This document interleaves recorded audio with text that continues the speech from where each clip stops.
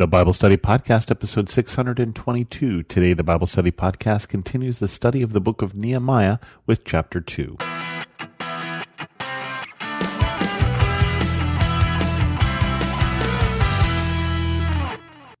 Welcome to the Bible Study Podcast. I'm your host, Chris Christensen. In this episode, we pick up the story of Nehemiah. Remember last episode, we found out that Nehemiah was the cupbearer to the king of Persia, to the emperor, to Artaxerxes. Now, there were two different Artaxerxes, which gives us a little bit of confusion, but chapter 2 continues like this. In the month of Nisan, in the 20th year of King Artaxerxes, when wine was brought for him, I took the wine and gave it to the king. I had not been sad in his presence before, so the king asked me, "Why does your face look so sad when you are not ill? This can be nothing but sadness of heart." I was very much afraid, but I said to the king, "May the king live forever. Why should my face not look sad when the city where my ancestors are buried lies in ruin, and its gates have been destroyed by fire?" The king said to me, "What is it you want?" Then I prayed to the God of heaven, and I answered the king, "If it pleases the king, and if your servant has found favor in his sight, let him send me to the city in Judah where my ancestors are buried, so that I can rebuild it." Then the king, with the queen sitting beside him, asked me, "How long will your journey take, and when will you get back?" It pleased the king to send me, so I set a time. I also said to him, "If it pleases the king, may I have letters to the governors of Trans-Euphrates, so that they will provide me safe conduct until I arrive in Judah?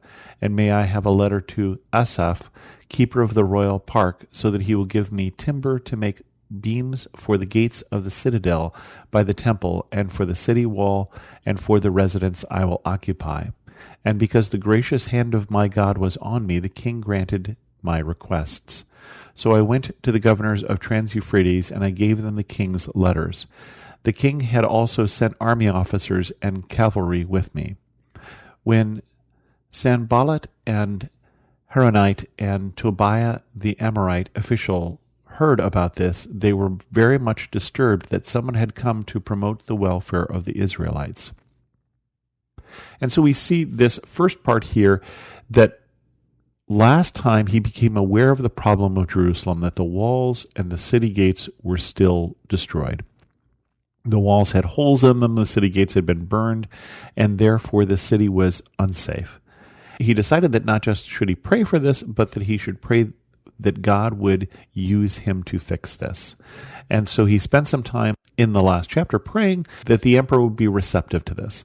So that's what precedes this, and then he goes into the emperor, and the emperor sees that he's sad. And it shows what kind of close relationship they have, that the emperor cares. This is the emperor of Persia.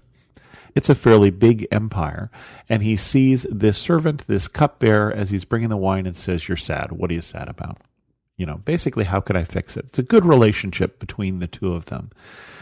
And at this point, it's clear that Nehemiah has prayed about it, he's thought about what he wants to do, and he has a plan already in place if the king will say yes. If the emperor will send him, when the emperor says, "What can I do?" he says, I already gave him a time period, how long I would be gone, and then I had in mind who he should send letters to and how he could aid this particular task of rebuilding the wall. And so he had spent some time thinking about what he should do. Then he goes back. He sent an escort with army officers and cavalry to get him back to Jerusalem. In part, that might be so that he would not have to walk there. He would go there on a horse, and therefore he would come back quicker, because the king does want him to return to the capital in Susa. And then at the end of that section, we get the hint of the first hint of what's going to go on here in this book. And the conflict in this book is that there are some people who don't want to see Jerusalem rebuilt. And that is some of the neighbors, the Horonites and the Ammonites.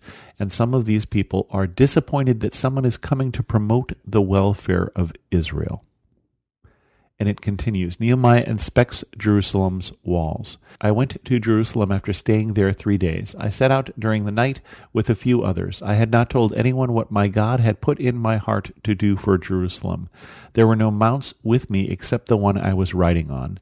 By night I went out through the valley gate toward the Jackal Wall and the Dung Gate, examining the walls of Jerusalem which had been broken down, and its gates which had been destroyed by fire. Then I moved on toward the Fountain Gate and the King's Pool, but there was not enough room for my mount to get through. So I went up the valley by night, examining the wall. Finally, I turned back and re-entered through the valley gate. The officials did not know where I had gone or what I was doing, because as of yet I had said nothing to the Jews or the priests or the nobles or officials or any others who would be doing the work. Then I said to them, You see the trouble we are in. Jerusalem lies in ruins, and its gates have been burned with fire. Come, let us rebuild the wall of Jerusalem, and we will no longer be in disgrace. I also told them about the gracious hand of my God on me and what the king had said to me.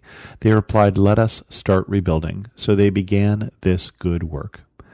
But when Sanballat the Horonite, Tobiah the Ammonite official, and Geshem the Arab heard about it, they mocked and ridiculed us. What is this you are doing? They asked. Are you rebelling against the king?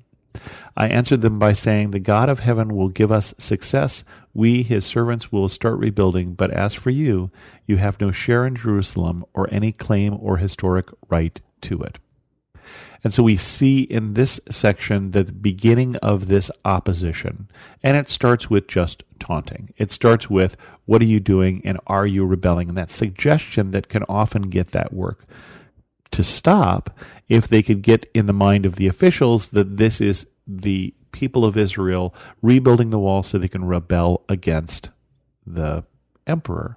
And remember, that's how it was stopped. The rebuilding of the temple was stopped in the first book, in the book of Ezra that we just went through, was this rumor that they were doing this because they were going to be unfaithful to the king. Now, it helps that someone who the king has shown favor on is the one leading the rebuilding.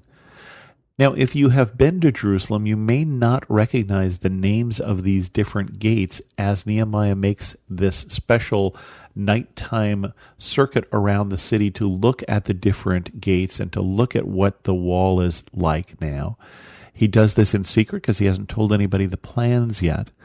But if you didn't recognize any of these, maybe the Dung Gate would be the only one that's familiar. There is in the city wall of Jerusalem now still a gate called the Dung Gate. It's the gate closest to the western wall. But these are different walls than you will see when you go to Jerusalem. The walls that you see when you go there now are walls that were built well after the time of Christ. And we know that because there are maps and plans for what the city looked like before, but also the city has moved over time. We know that at the time of Christ, the Christian quarter of Jerusalem was outside the walls. When Jesus was crucified at Golgotha, when he was buried there at what is now the Church of the Holy Sepulchre, that was all outside of the old city walls at his time. And his time would have been the same walls that we're talking about rebuilding here. And the city went more down the hill. The city of David was more to the south from the Temple Mound. And so the walls are in different places, the gates are in different places, and that's why you wouldn't recognize some of these, even if you're familiar with this old city of Jerusalem today. But Nehemiah has done his preparation, he now has a plan, and he now takes it to the people and says, we should rebuild. And they follow his leadership, and they said, let's start. And so they have begun the work, and let's see what happens with this opposition when we pick up the story next week. With that, we're going to end this episode of the Bible Study Podcast. If you have any questions, send an email to host@thebiblestudypodcast.com, or better yet, leave your comment on this episode at thebiblestudypodcast.com. And thanks so much for listening.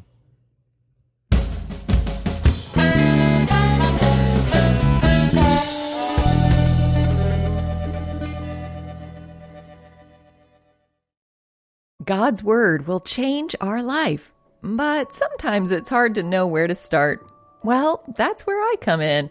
I'm Jody Nisnik, host of So Much More Creating Space for God, a scripture meditation podcast. And each week, I guide you through a scripture, giving you space to listen to the Spirit and pray about what's on your heart. Then we have a thoughtful conversation with guests to help us go deeper. Listen and subscribe at lifeaudio.com.